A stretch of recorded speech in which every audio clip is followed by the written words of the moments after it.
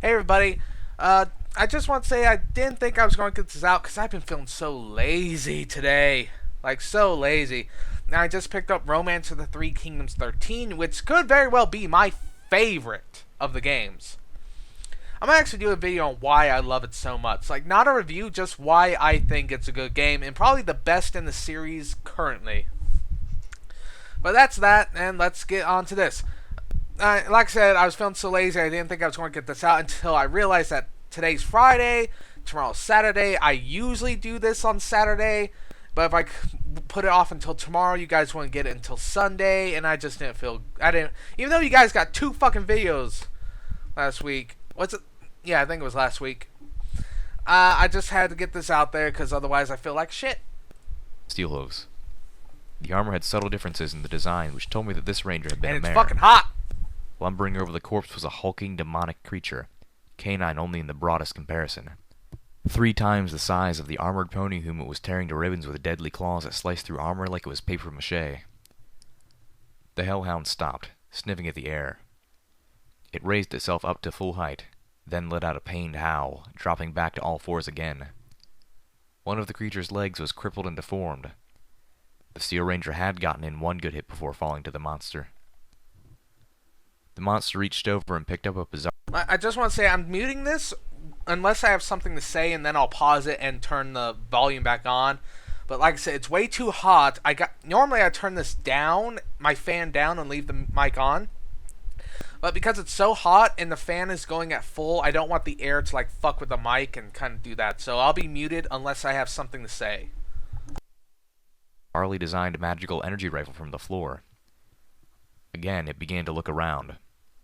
Velvet Remedy crouched flat against the catwalk. I shied away from the edge. We held our breaths.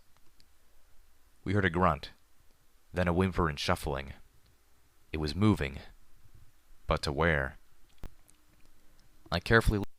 All I heard was the word whimper, and even though it's a horrible hell abomination, I still had to go on, because I don't care if it's a horrible monster's thing. I'm not going to call it evil, because they're clearly sapient. Which is, I already told you guys, sapient's the one where they're like human level intelligence. So, it's sapient, so it's not inherently evil like Deathclaws are. Fucking Deathclaws. So, oh man, just the idea, the image is the sound of a dog whimper. Like, it's horrible. I don't want it to be hurt. Lifted the screwdriver and bobby pin again, hoping that this office offered a back way out. I didn't want to crawl back across the long catwalk. If it could smell us, I wanted out of this room quickly. It can. The tumblers fell into place. The door opened with a click that felt deafening. Okay, if it can smell you, Lil Pip, you gotta remember what these things are born from. Diamond dogs. Dogs. It can fucking smell you. We both heard an odd vocal sound from somewhere below. We both rushed into the room as quietly as we could, and I gently pushed the door closed behind us. But it was too late. How do you walk quietly when your hooves are hooves? You know, they're hard.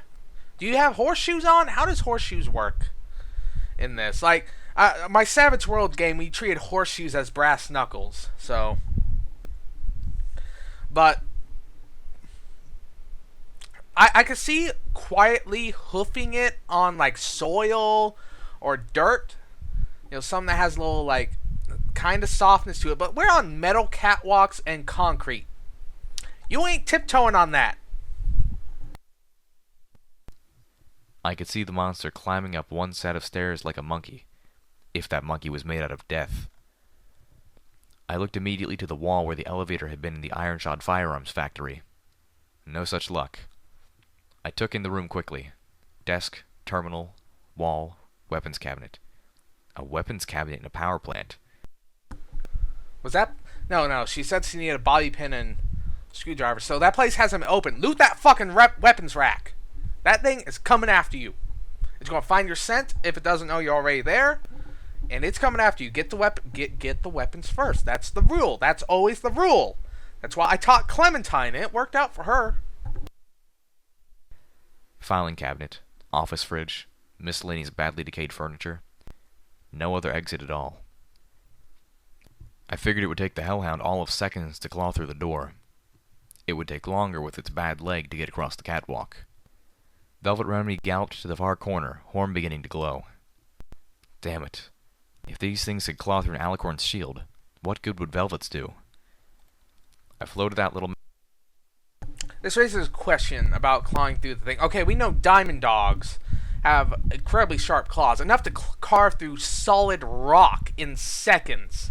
Like, I was writing a story that took that into account, like, just how fucking dangerous those things are. Like, solid rock? Fuck your armor. But, anyways. So we know that. Lil Pip doesn't. Like, does Lil Pip know what a diamond dog is? She might not. And going with that idea that she doesn't know what a normal diamond dog could do, that brings up the question is, what if their claws only work on magic and not things like steel? Oh no, wait, we saw a dead steel ranger there and claw through. Never mind, fucking my thing's done. Macintosh and my sniper rifle, although it would have only been the slimmest chance to get a shot off with the latter before the monster closed the distance and killed me. Weapons cabinet! Goddamn! We waited. As the seconds dragged on, I started counting the missed opportunities to swap out ammunition for something with more punch. But as much as I yearned to do so, I was certain that the moment I emptied Little Macintosh would be the moment the hellhound came through the door. Velvet Remedy was trembling, tensely holding her spell. She was shooting me furtive looks that I couldn't interpret, but didn't dare even whisper. We waited several more seconds. By my estimation, the hellhound should have already reached the door. Was it just sitting outside? Or had it gone away? I forced myself to think about the clouding effect of fear. Steelhoof said these things were smart. It could be planning. But what would it be planning? What would... Lil Pip, you saw the thing using a he told you they modified weapons, and you saw it was using modified laser rifle. You don't need him to tell you they're smart. Just the act of actually being able to use a gun, let alone modify it, kind of implies higher cognitive thinking. I plan if I was an incarnation of death. A wounded one? What I wouldn't do is charge through the door where the ponies on the other side were waiting to shoot me. No, I'd set a trap. It was setting a trap. My mind had snatched that idea when Velvet whispered one of her own. "It tracks by scent," she hissed. "What if it went the wrong way?" I didn't think that was likely. It must have heard me shut the door behind us. But if Velvet Remedy was right, then that meant it was heading upstairs towards Steelhoof's and Calamity, and we were wasting precious seconds that we didn't have. Of course, if I was right, rushing out to save them would be exactly the trap-springing mistake it was looking for. Cautiously, I inched towards the door. I don't know. If it's only one, and it knows you're on the other side and it's laying a trap for you, would it really expect you to come charging out? Like, if I was laying the trap would be like to try and get in there from a way they don't expect. Not for them to come out of their one-way in room. I don't know. Charging out might actually be the thing that ruins the trap, because you don't fucking expect that. I was nearly to it when I heard a sound from somewhere on the other side, faint and brief, and unfathomable. I jumped, backpedaling until my tail hit the far wall. I crouched, cowering, and readied my weapons to shoot. All of them. With a sense of utter dread. Okay. That image, I once saw an image of Blackjack with all her fucking guns around her, and that was awesome. The image of Lil Pip with all these goddamn guns floating at her ready to shoot is why unicorns are fucking awesome. I grew tired of waiting. My nerves were frazzled from adrenaline. The room's musty, dilapidated odor was giving me a headache. I thought I had heard the strange sound a few more times, but it was so faint through the door that it could have just as easily been the whispers of my mind playing tricks on me. By now, if the monster had gone after Steelhoof's and Calamity, they were already dead. If it was stalking us, it was clearly willing to wait forever. "Fine," I hissed. "I'm going to find out what we're going to die for, And then I'm leaving. Slow and careful. I'm expecting a trap. Velvet Remedy nodded. Just stay out of the Hellhound's way. Again, this thing is intelligent, like pony or human level intelligent, and it has a maimed leg. Why would it stay and kill them instead of going back to its tribe or its clan or somewhere where it could get its leg fixed? Like, this doesn't make... These things are clearly highly intelligent. Like, to jury-rig energy weapons, they have to be human level intelligence. And there's only one of it, 2 ponies, 1 known way in, and a mangled leg. Why would it stay and fight them? What would it really gain other than a few more wounds? It killed the Steel Ranger. It probably like stole fusion batteries and energy weapon ammo, and probably parts for power armor. Like, why the fuck would it stay? What the hell do those 2 have for it? Why not just leave? Like, get the boys together, you know? Get your leg fixed. Tell some other hellhounds what's going on. Send them to go get it. Like, why would you fight when you're crippled? I have a plan.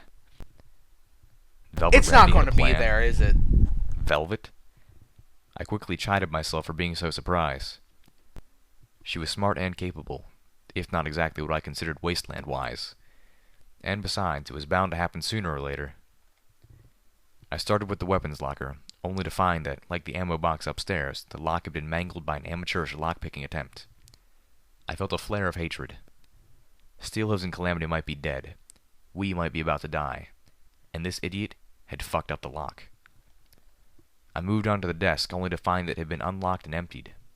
The filing cabinet had been unlocked as well, but inside I found mostly ashes, with the burnt remains of documents and folders as well as a partially melted audio recorder with no recording remaining. My rival lockpicker had opened this filing cabinet with the intent to destroy the contents, not loot them. I turned to the terminal. Hacking it was hard, but not as hard as Pinkie Pie's terminal. But either my rival had gotten into it before me, or the terminal spell matrix had been programmed to wipe out all the contents. The terminal was blank. That left the wall safe, which I had purposely left for last. Looking... So are we going to assume that this rival lockpicker is the dead pony that was from earlier? Was it the one with the blueprint, or am I remembering wrong? Anyways, if it is that pony, fuck that pony. Like, she got what she deserved, fucking up the damn weapons locker. It over. I had to bite back a whistle at the craftsmanship. The lock was, by far, the most complicated and demanding I had ever attempted. Not to mention the sturdiest. My rival had clearly tried and failed here too, but the lock resisted even jamming. The bitch had responded by breaking off a bobby pin in a mean attempt to prevent me from getting to the prize it had denied her. I pulled it out with simple telekinesis. My so first it was failed, the dead pony up as did my from second. before, because I remember... Oh, fuck her. I thought I had fuck it a her third so time, much. but was only rewarded with a broken bobby pin. Damn it. I wasn't sure if, without the benefits of party time Mintaus, I could manage it. No. I wasn't going down that path again. Not again. Instead, I pulled out every lock-picking tool I had at my disposal and tried again. And again. And again until I finally got it right. Get that skill. The safe clicked open. Inside was a fair amount of pre-war gold coins, 2 clips of those very scary bullets, and a stealth buck, and a memory orb, and a golden iron pony saddle buckle. If it's an iron pony buckle, why is it colored gold? The last I left behind. Motioning Velvet Remedy behind the desk, I crouched. I don't know, it's plated gold, and gold does still have worth. I mean, not as much as gold coins probably, but you'll probably get something out of it. Crouched down and focused on the door. A telekinetic field enveloped the door, depressing the handle with a click and pulling it open. The first thing I saw was the hellhound crouched at the far end of the walkway, holding its rifle as it tracked a target I couldn't see. The first thing I heard was the symphony of beeps as the magical energy mines that the hellhound had attached to the door prepared to detonate. Beep, beep, beep. My See, instinct was to that's the fucking shit I'm talking about. It's not going to come in after you. You know how fucking shocked it would have been if you came rushing out right as it set that and just ran? Those mines would have exploded in its face. Like, that's what I'm talking about. It's not going to come in after you. Come on. Get real. The door shut. But even if the backlash didn't kill us, the explosion would destroy the bridge. Instead, I grasped the niche with my telekinesis and shot a prayer to the goddess that the actual strength of my spell was enough to pry them off the door. The hellhound turned and fired a beam of orange light at me. It struck inside the open wall safe, scorching the back. The energy splash turned the iron pony buckle brightly hot. The damn mines wouldn't budge. The hellhound might as well have attached them with wonder glue. And, in retrospect, It might have. he probably did. Beep, beep, beep. There was no more time. I slammed the door shut and ducked. The explosion melted the wall. It also turned enough of the floor to goo that the desk fell into the room below us. Without thinking about it, Velvet and I leapt down after it. The last thing I saw before I plunged into the darkness below was Pirate soaring across the wide open space above the generators, the hellhound trying to track her with its rifle. The last thing I heard was the rending sound of metal. Pain lanced up my left foreleg with every step. Considering what we had momentarily escaped, I was happy for it. I had merely twisted my hoof, and I still had all of my limbs attached. The hallway led past bathrooms on one side, and what I suspected was the supervisor's break room, complete with vending machines. The opposite side of the hallway bore a set of 3 framed and backlit posters, each with a different illustration, but the same proclamation in big, bold letters. Progress. The highly stylized images were, in order, a train engine billowing smoke and hauling multiple passenger cars all by itself, ponies staring up in marvel at a monorail train passing overhead, and a mare marveling in neo-orgasmic glee as her spider-like hoverbot dusted her furniture. Wow. Okay. Spiderbot. Kind of creepy. And I don't know about a horror gas. Okay, I admit. Cleaning sucks. So if I had a fucking cool-ass Spiderbot fucking walking around my walls cleaning shit, one, I would be scared to sleep at night. Because currently it's fucking like June, something like that. I don't know. Too lazy to check. But it's fucking hot here, so I leave my door open, and I'm just thinking how horrifying it'd be. I'm in my bed, I'm all snuggly, and I hear the click, clack, click, clack, click, clack. I open my eyes, the moonlight coming in through my window. I look at the pitch black darkness that is my open door. Click, clack, click, clack. I'm just sitting there, reaching over for my sword, which I have a big one. It's actually a model of Conan's Atlantean Wormslayer sword, so it's actually pretty fucking big. So I just reach over, grab it, and all I see is this fucking spider thing come over my thing, and no, on second thought, I don't want that. That's horrifying. I like the other two though. The other two are cool. The last poster's backlighting was flickering maddeningly. We found 2 more slashed-apart steel rangers before we made it to the stairwell. To my dismay, the only way out was back into the generator room. Velvet Remedy whispered to me, "When I say the word, gallop for all you're worth." A shot of fear went through my breast. Ankle. "I don't know how much running I can manage right now," I said, but my real fear was that her plan was self-endangering. "Try self-levitating just enough so that you aren't putting any real weight on your hurt hoof," she recommended. "And don't worry. I know that look. I'll be right behind you. Promise." Honesty, a pony in my head reminded me, was not Velvet Remedy's virtue. "You better be." Also, this brings up a question. Why can't a pony be multiple virtues? Like loyalty and laughter? Or friendship and kindness? Why they have to be one? Or why they gotta be one or the other? It's a good question. Like, why? Why do they have to be one?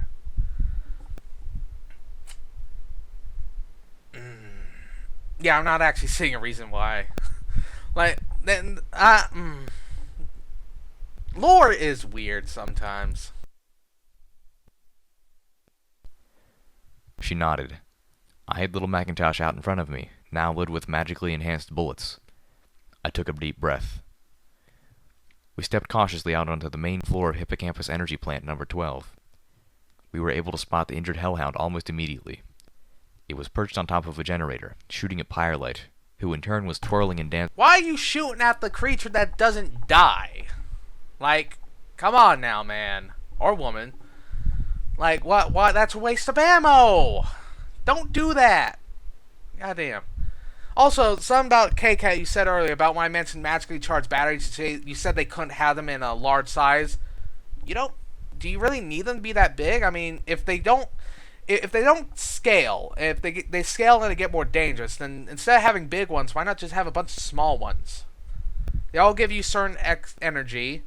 They all would drain at about the same rate. You just have to keep replacing them all. And you can do it at the same time. So, like, gotta take this one out. Now we gotta take this one out. Just do it at the same time. Or there are ways around these problems. They're not easy ways. They're not fast ways. But I'm sure there are ways around them that didn't have to result in fucking death. Like, it's not even Equestria or the zebra's fault. It's fucking Fluttershy's fault. Just her. In Fallout, it's America and China's fault. You know, both the governments. In this, it's one fucking individual and her lackeys. So I guess it's not actually one individual. It's a group of individuals who are not actually the governments. They are part of a government, but they are not the governments. Good intentions can certainly pave the way to hell. Like, what the I can't get over that. In the air, occasionally sending puffs of green flame in the monster's direction. Firelight was distracting it for us. Belatedly, I realized those odd sounds I had been hearing were shots from the magical energy rifle, muffled by the door. Notes to self. First, Firelight is willing to risk herself for Velvet Remedy, and possibly me as well. Secondly, Firelight is an amazingly agile flyer. Third, hellhounds may be 50 different flavors of murder, but they aren't necessarily good shots. The hellhound took less than a second to notice our presence, leaping savagely at us, bloodthirsty claws outstretched. It gave a slight yelp as its ruined leg hit the floor, but its good leg pushed it forward towards us with a speed that caught me off guard. I froze, forgetting to fire. The light around Velvet Remedy's horn pulled away, becoming a ball of light that soared toward... Like, that's one thing I never understood, like, not firing when the monster... I understand fear, okay? I do understand fear. Like, I'm scared of a lot of shit, too. Like, creepy-ass spider bots. But, like, again, I can't, like, say the same fear, but... In Fallout 4, when the Deathclaw burst out of the sewers, I didn't just go, oh, shit. I went, oh, fucking shit! And just started shooting it with everything. Like, it's always... Like, I don't know if I would actually react that way, just start shooting while screaming for my life, but I think I would. Like, if a giant monster's charging at me, I hope I wouldn't be too afraid not to shoot. So it's always confused me when people are... I'm talking myself into a circle. Also, this begs the question of their weaknesses. In the game, Deathclaws are weak to energy weapons. They have a resistance to ballistics. Energy weapons in this game are just magic, so I assume the magic bullets Lil Pip has equipped right now would actually do full, if not extra damage. So that actually makes them not as badass, because... I was going to say that doesn't make them badass, because you could just have a unicorn enchant any ballistic round and suddenly it works against hellhounds. But this makes me think of something I've been toying with in... Because I'm trying to write a story. Like, I've read a lot of great stories recently. KCAT, you've inspired me to start writing. Torar on Sufficient Velocity has inspired me to start writing. Oh, I forgot his name. I forgot the story's title, too! Oh, that's bad. I forgot his name. I forgot his story title. Fuck. But that guy on spacebattles.com has inspired me. Start writing, and it's kind of magical. So, and what this actually has to do with this is, what metals can you enchant? Can you enchant anything? If so, and how hard is it? Is steel harder to enchant than gold? Is gold easy to enchant, like most mythologies and alchemical lore have it?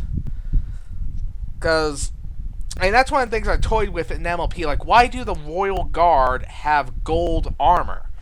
Well, knowing what I know about alchemy and about enchantment lore, about from multiple different stories and worlds, the lore of those worlds is gold is usually the easiest metal to enchant. So much so that usually a apprentice can make a pretty decent enchantment with it, let alone what a master could do.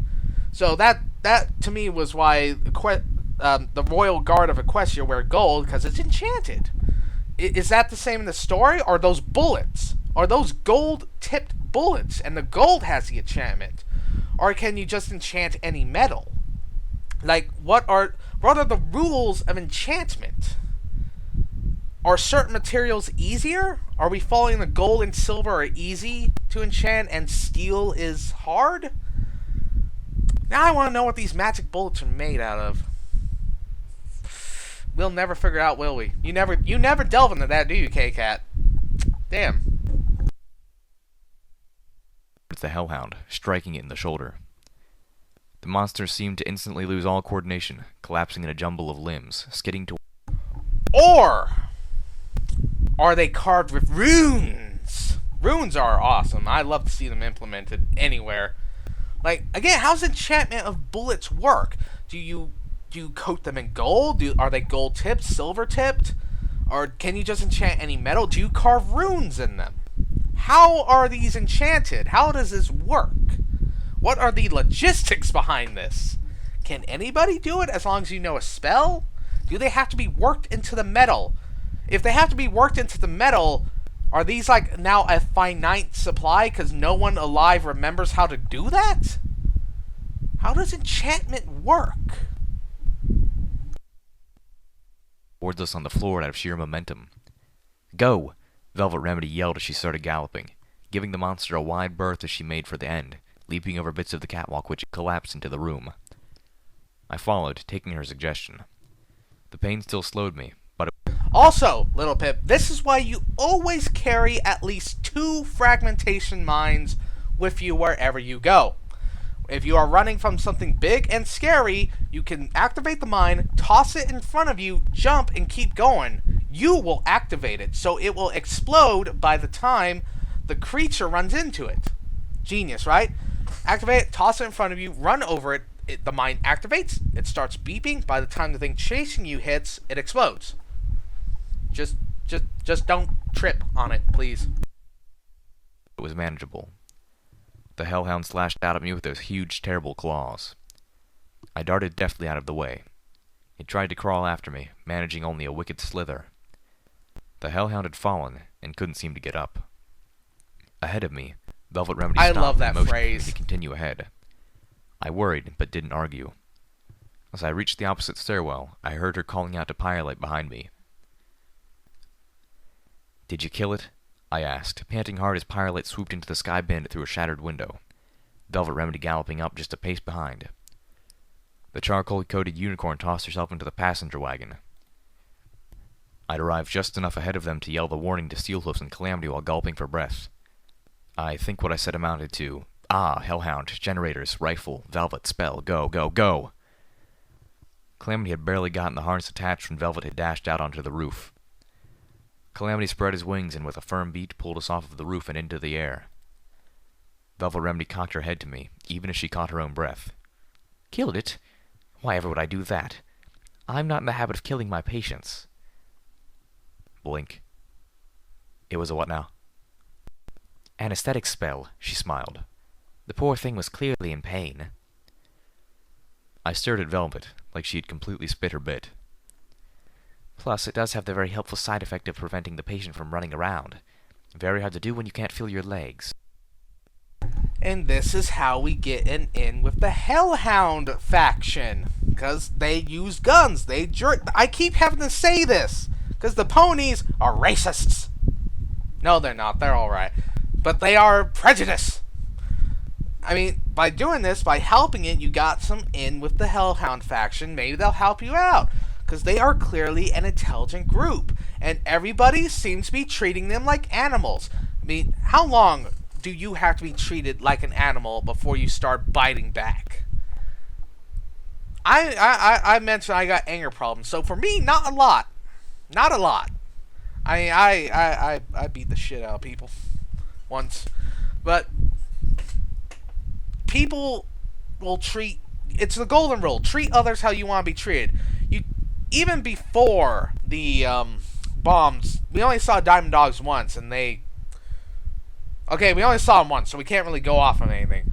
But they lived underground, like vaults, so they probably managed to keep a good chunk of their lore about how they were forced out of their home, how they came back and found it was a wasteland with everything stolen from them, their wealth, their minerals, their home was taken from them.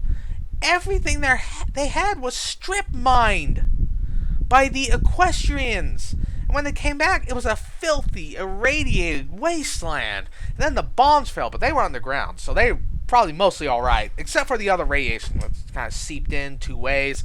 And they became this, so they probably actually kept a lot of their lore.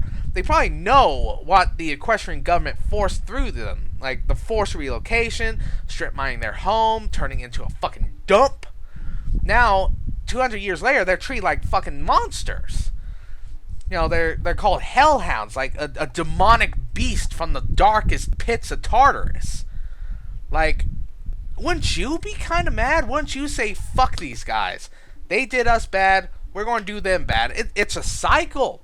It's a cycle. Their home was taken, turned into a dump. They become monsters. Everybody hates them.